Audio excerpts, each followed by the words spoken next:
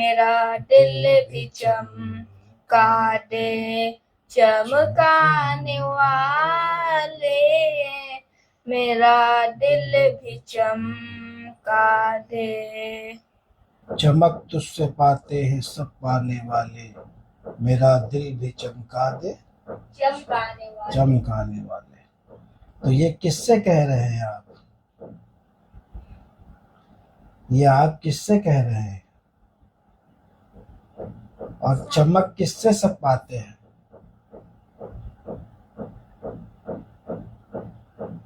تو محمد رسول اللہ سے سب چمک پاتے ہیں، اور سید عالم صلی اللہ علیہ وسلم سب کو چمک عطا فرماتے ہیں، سب کا دل چمکاتے ہیں۔ کون؟ رسول اللہ صلی اللہ علیہ وسلم، ہے نا؟ مصطفیٰ جان رحمت صلی اللہ علیہ وسلم سب کو چمک عطا فرماتے ہیں، سب کا دل چمکاتے ہیں۔ تو آپ سرکار کی بارگاہ میں ہی تو کہہ رہے تھے نا کہ یا رسول اللہ چمک تجھ سے پاتے ہیں سب پانے والے، میرا دل بھی چمکا دے چمکانے والے، یہی کہہ رہے تھے نا، ہے نا؟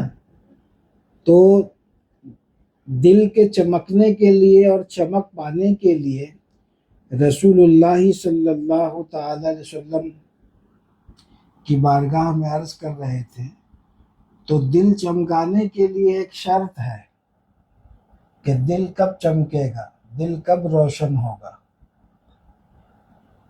وہ شرط یہ ہے کہ آپ نیک لوگوں کی صحبت میں رہیں، اچھے لوگوں کی صحبت میں رہیں، علماء کی صحبت میں، صلحاء کی صحبت میں، جو نیک لوگ ہیں، ہے نا؟ یا رشتہ دار اور محلے داروں میں جو اچھے نیک لوگ ہیں، پرہیزگار ہیں، نمازی ہیں، ان کی صحبت میں رہیں۔ ٹھیک ہے؟ جو لوگ نماز نہیں پڑھتے ہیں اور گناہ کا کام کھلے عام کرتے ہیں، بے حیائی کا کام کھلے عام کرتے ہیں، چاہے وہ آپ کا دوست ہو، کوئی رشتہ دار ہو، اس کی صحبت سے بچنا چاہیے۔ اس سے تعلق رکھیں گے، ہم سلام دعا بھی رکھیں گے، لیکن اس سے صحبت نہیں کریں گے۔ صحبت کسے کہتے ہیں؟ یہی صحبت ہے جو ہم لوگ بیٹھے ہوئے ہیں۔ ٹھیک ہے؟ تو حضرت شیخ سعدی رحمۃ اللہ علیہ کی کتاب ہے، یہ بہت ہی خوبصورت کتاب ہے، اس کا نام ہے گلستان، دیکھو، ہے نا؟ تو اس میں ایک بہت پیارا سا ایک شعر فارسی میں شیخ سعدی رحمۃ اللہ علیہ نے لکھا ہے، تو اس سے یہی صحبت کی تعلیم ملتی ہے، اور اس کے جو فائدے ہیں وہ اس شعر سے پتہ چلتا ہے کہ صحبت کیا چیز ہے۔ ایک جگہ فرمایا کہ صحبت تالے ترا تالے کند، اور صحبت صالح ترا صالح کند، کہ بروں کی صحبت میں رہو گے تو برے ہو جاؤ گے، اور اچھوں کی صحبت میں رہو گے، نیکوں کی صحبت میں رہو گے تو اچھے ہو جاؤ گے، نیک ہو جاؤ گے۔ ٹھیک ہے؟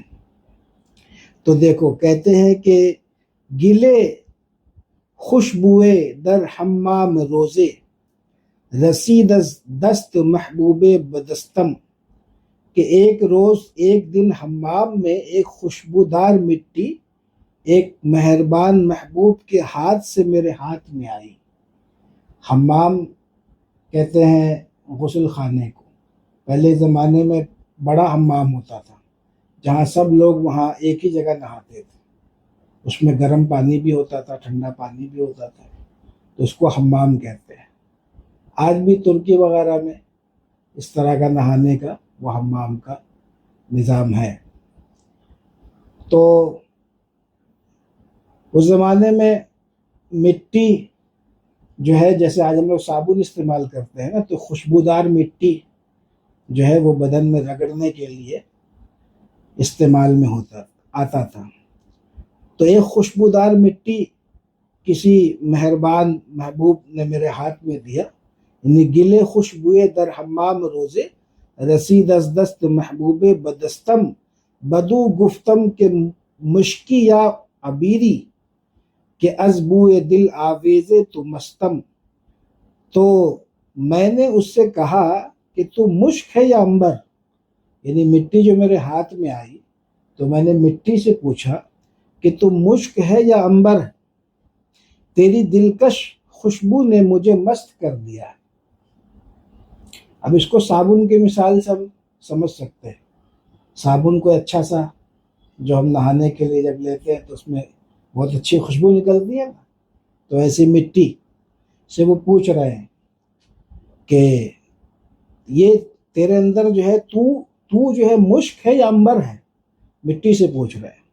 اب مٹی کہہ رہے کہ مٹی جو ہے جواب دے رہا ہے، مٹی جو ہے وہ جواب دے رہی ہے کہ بگفتہ من گلے ناچیز بودم، ولیکن مدت با گل نشستم۔ کہہ رہی ہے مٹی، اس نے کہا کہ میں تو ناچیز مٹی ہی ہوں، مگر کچھ عرصہ پھولوں کی ہم نشینی کا موقع میسر آیا ہے۔ کچھ عرصہ جو ہے میں پھولوں کی صحبت میں رہی ہوں، مٹی یہ کہہ رہی ہے نا کہ بگفتہ من گلے ناچیز بودم، ولیکن مدت باگل نشستم، جمال ہم نشی در من اثر کرد، وگرنہ من ہما خاکم کے ہستم۔ کہ کہہ رہی ہے مٹی کہ اور یہ سب کچھ پھولوں کی صحبت کا اثر ہے، ورنہ میں تو وہی مٹی کی مٹی ہی ہوں، ہے نا۔ جمال ہم نشی در من اثر کرد، یعنی کہ ہم نشین کا جو جمال ہے، اس کی جو خوبصورتی ہے، اس کا اثر ہوتا ہے نا۔ وگرنہ من ہما خاکم کے ہستم، ورنہ میں کیا ہوں، میں تو خاک مٹی ہی ہوں۔ تو پتہ کیا چلا کہ مٹی پھولوں کی صحبت میں رہی تو وہ اس مٹی میں خوشبو آ گیا، ہے نا، مٹی میں خوشبو آ گئی اور مٹی میں خوشبو بس گئی، اب وہ نہانے دھونے کے کام میں آنے لگی۔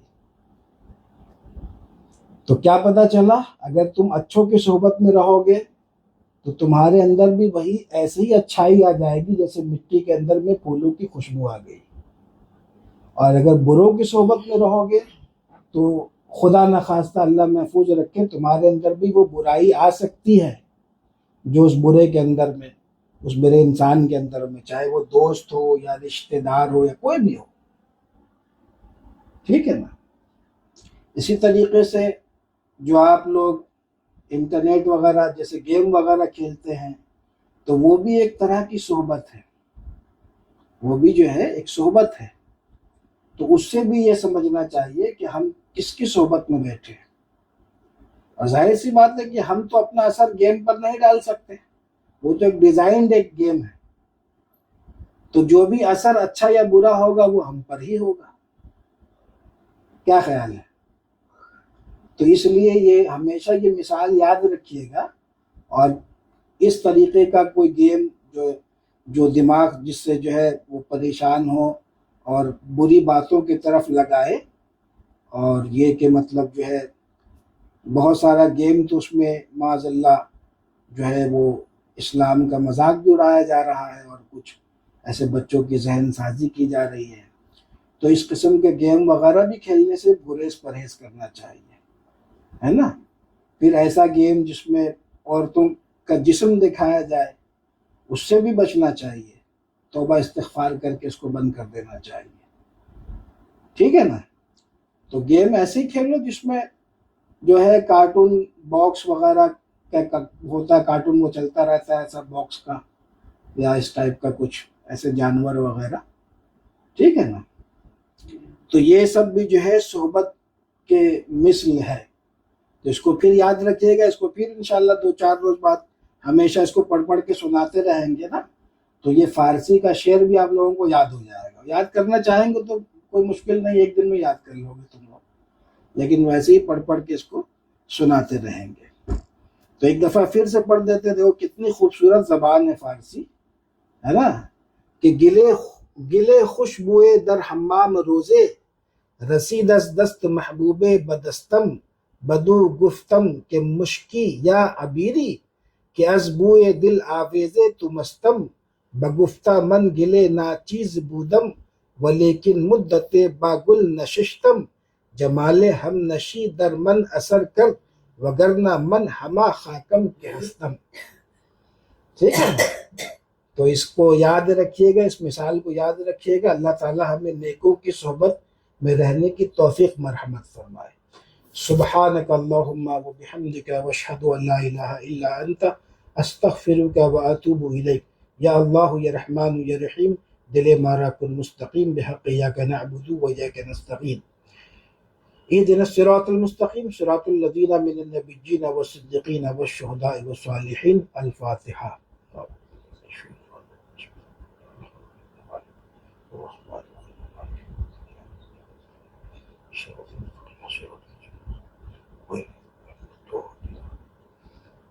یا الہ العالمین یا رحم الراحمین، پوری دنیا میں آج جو مسلمین، مسلمات، مؤمنین، مؤمنات فوت ہوئے، اے اللہ ان سب کی بے حساب مغفرت فرما. ہمارے خاندان سے اور خیش و قارب دوست احباب کے خاندان سے جا چکے قابل مغفرت جملہ مرحومین کے بے حساب مغفرت فرما. بالخصوص میرے والد صاحب کی یا اللہ بے حساب مغفرت فرما. اللہم اغفر لی ولی والدی ورحمہما كما ربياني صغيرا، واغفر اللهم لجميع المؤمنين والمؤمنات والمسلمين والمسلمات الأحياء منهم والأموات. اللهم ربنا آتنا في الدنيا حسنة وفي الآخرة حسنة وقنا عذاب النار. اللهم إني أسألك العفو والعافية والمعافاة الدائمة في الدين والدنيا والآخرة. اللهم إني أسألك علما نافعا ورزقا واسعا وشفاء من كل داء. اللهم ربنا تقبل منا إنك أنت السميع العليم وتب علينا إنك أنت التواب الرحيم. وصلى الله تعالى على خير خلقه ونور عرشه وقاسم رزقه سيدنا ومولانا محمد طه وياسين وآله وأصحابه أجمعين برحمتك يا أرحم الراحمين بحق الله محمد رسول الله يا رسول الله.